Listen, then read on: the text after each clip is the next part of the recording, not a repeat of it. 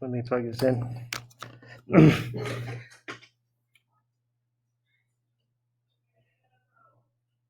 So the quiz on Thursday will really be broken down into 3 different topics.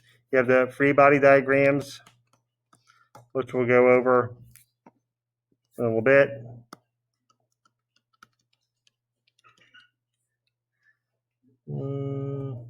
You have speed problems,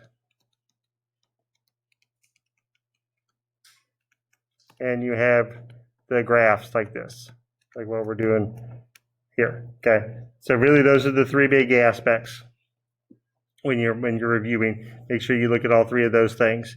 The first 2 sections here are just giving you some examples. So really you're going to start here with Little Red Riding Hood. All right, so who thinks they have a good graph? Well, let's say look at Maya's. All right, here. Let's see here. Huh? All right, well, I'll do Ellie's for tortoise and the hare. No. Okay.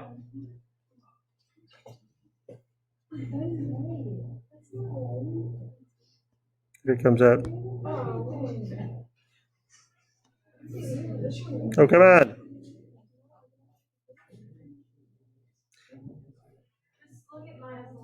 Huh. Maybe it's being, well, maybe we will look at Ellie's. No, actually, no. No? Ellie's is good. There's nothing there. Ellie's is good. Ellie has the first one. I think Lauren really wants to do her. You think? No, I might even do them. Okay, Oh, look, mine is up again. oh, there we go. You got lucky.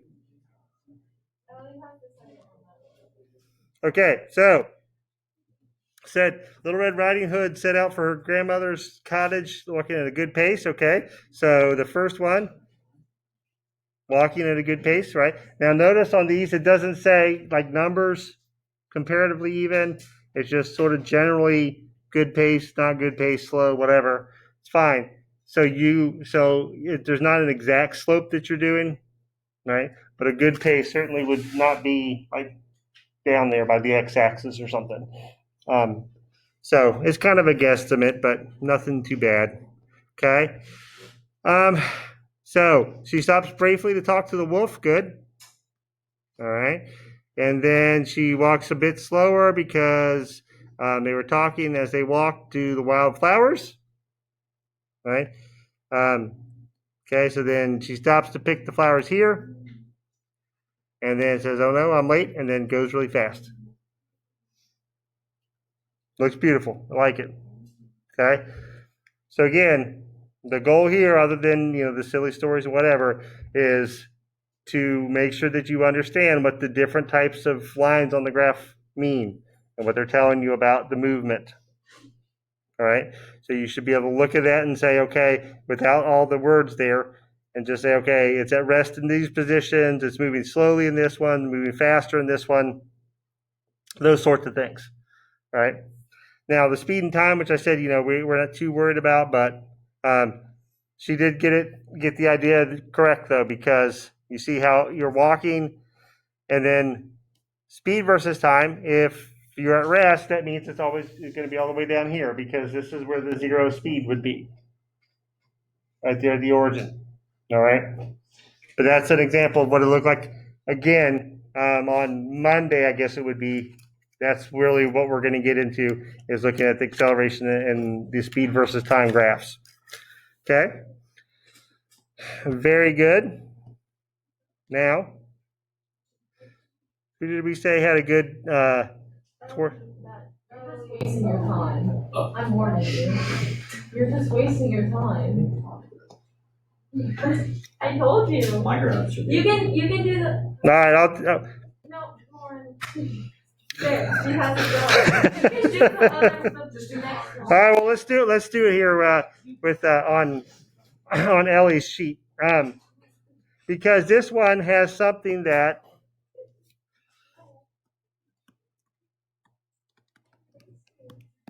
be nice.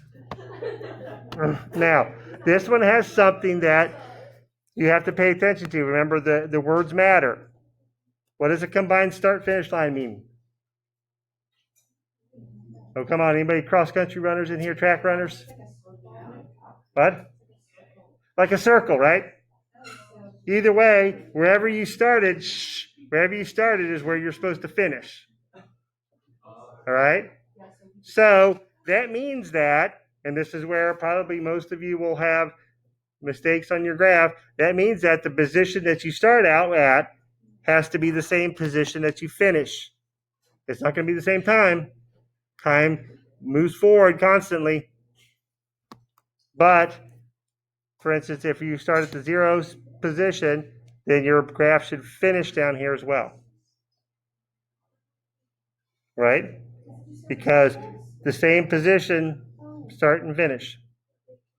Just think of like if you're running a track race, you 400 meters or something, you start at one spot and then you run all the way back to that same spot. All right? Okay. So, here we go. I do recommend you making two separate colors. We'll make since the hair is supposed to be fast, we'll make the hair red. Okay, so they begin from a combined start-finish line. So we'll start right here. And then we'll make the tortoise green. Okay. So the hare ran off at a moderate speed. Okay, so moderate for the hare, but still pretty fast, right? So constantly getting to a position. Now it gets to there, and then what does it do? All right? It says, I'm tired, I ran really fast, whatever, the tortoise is never going to catch up with me, so I'm going to take a nap. All right? And then wakes up, realizes it's been asleep for a long time, and then race the top speed to the finish line to run right there. Okay? Not super straight, but it should be. What would it mean if you went like up? Like that way, that way. The problem is that that's not going back to the same position. That's all, right? This is going back to the same position, which would be 0 meters from where it started. All right. Now, the tortoise, on the other hand, takes off at a slow but steady speed. Right? And it finally gets there.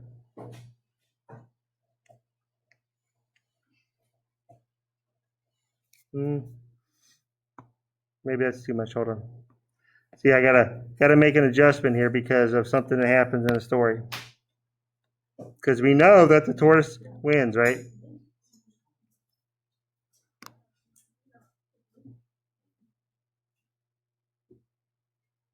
So the tortoise gets to that halfway position earlier.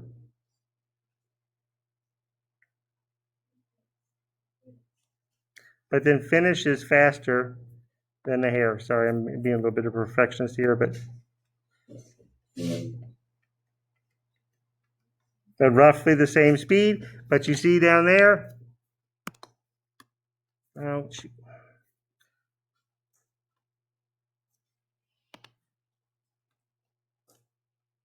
That the tortoise did win the race because the tortoise finished in a faster time than what the hare did. Okay, with no nap. Got it? Does that graph make sense, everybody? Again, I know it's not the best lines, but hopefully it makes sense. All right. Now, and again, I won't spend any time going through the speed versus time. We can come back to that if you like, but if you just kind of logic it out, it makes sense. If you kind of logic out the speed versus time, it'll make sense to you. All right. Now, what about the skyrocket? We have a good skyrocket one. All right.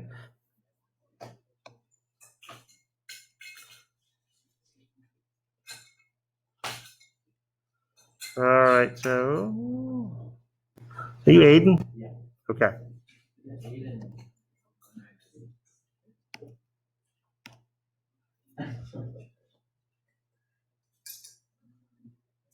We may have to wait a second for it to come up. There we go. All right.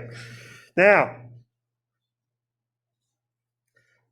what we're going to do is wherever we might, this isn't too bad. Not too bad here. All right. Now, I would do one, I'm going to do one or two things just to make it a little bit better. But, okay, so the skyrocket is placed on the launcher, which is the 0 position down here.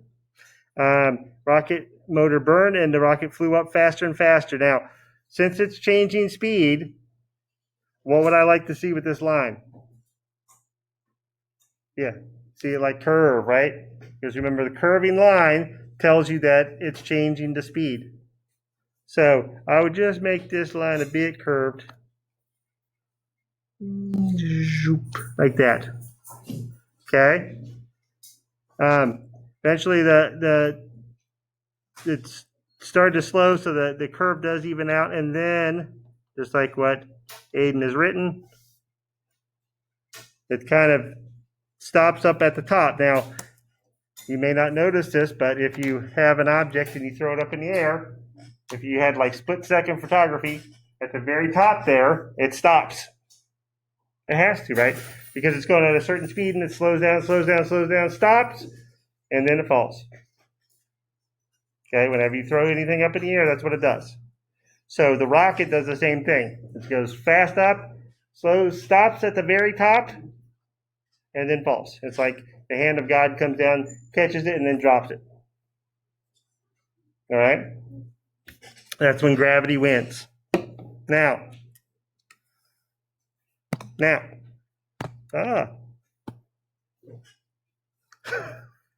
the hell did that happen? Now, anyway, so then it's coming down here and accelerating all the way to the ground, right? Maybe make that a little bit more curved, but it's okay. We're not going to get too crazy. You're rapidly changing that position. And then what happens here at this plateau? It doesn't stop moving. Right, I would probably make that a little bit smaller, but what happens? Daniel? Why does it slow down?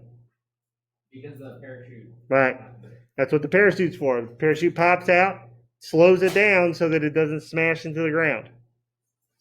Right? So then you're going to have a nice constant speed all the way to the ground where it stops. Okay?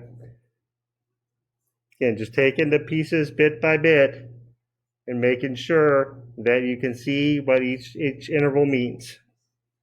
All right? Any questions on those? Everybody follow those? All right? Hopefully you guys had good stories. What I want to do from here then is I want you to look at your homework, and we're going to try to get you done with most of it before you leave. And on this, go ahead and start with this, the free body diagrams, so we can go through those together and make sure everybody's on the same page. And then after that, you'll have time to do the speed problems. But go ahead and do the free body diagrams. And then in about 10 minutes, we'll get back together again and chat about those and see how we did.